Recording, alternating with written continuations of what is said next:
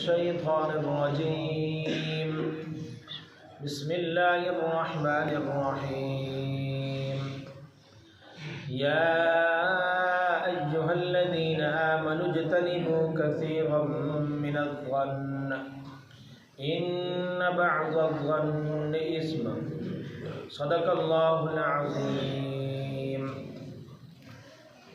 دوسرے اشرے کی دعا پڑھ لیں۔ بسم اللہ الرحمن الرحیم استغفر اللہ ربی من کل ذنب واتوب الیہ۔ استغفر اللہ ربی من کل ذنب واتوب الیہ۔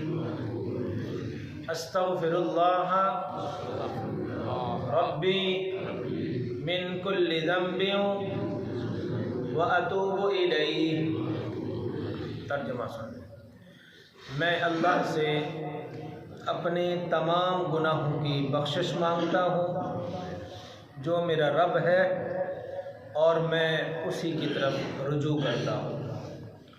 بھائیو، میں نے آپ کے سامنے سورۃ الحجرات کی ایک آیت کا کچھ حصہ آپ کے سامنے پڑھا ہے۔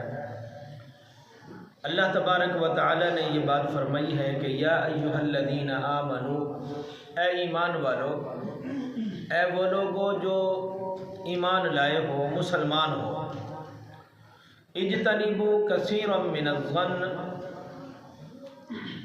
بچو بدگمانیوں سے۔ ان بعض الظن، بے شک بہت گمان بہت زیادہ جو گمان ہے وہ غلط ہوتے ہیں۔ بھائیو، اس کا مطلب یہ ہے، گمان کا مطلب ہوتا ہے سوچ۔ مقصد یہ ہے کہ دوسروں کے بارے میں اچھی سوچ رکھنا، دوسروں کے بارے میں اچھی سوچ رکھنا۔ ہم جب دوسروں کو دیکھتے ہیں تو ہماری سوچیں بدل جاتی ہیں۔ حسن ظن رکھنا چاہیے، بدگمانی نہیں کرنی چاہیے۔ ہم کسی کو دیکھتے ہیں تو مثال کے طور پر 2-3 بندے بیٹھے ہیں ایک سائڈ پر، تو میں یہاں بیٹھ کر سوچ رہا ہوں کہ بھئی یہ میرے خلاف باتیں کر رہے ہیں، یہ بدگمانی ہے۔ حسن ظن کیا ہے؟